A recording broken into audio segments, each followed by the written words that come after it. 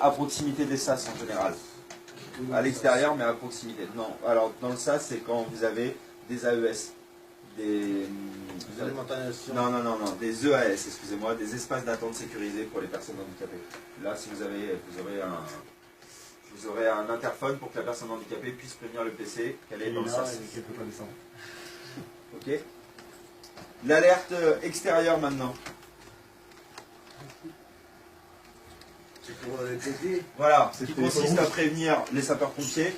Comment on peut prévenir les sapeurs-pompiers? De quelle manière?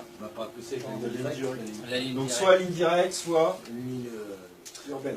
Téléphone urbain. Dans quel cas vous avez des lignes directes obligatoires? GHU. D'accord, GHU, ligne directe obligatoire. On vous met par exemple, il n'y a pas que le GHU où vous avez des lignes directes. GHO, GHR normalement, de mémoire, vous avez une ligne directe aussi. Ça, c'est GHO, GHR. Bon, on ne vous embêtera pas avec ça. Celui que vous devez savoir qu'il y a une ligne directe, c'est le GHU. Ça, c'est obligatoire. Ouais. Ensuite, on reprend un petit peu les moyens de lutte contre l'incendie, GH51. Donc, c'est tout ce qui est colonne sèche, colonne humide. D'accord. Donc ça, on ne va pas revenir dessus parce qu'on l'a déjà vu. D'accord.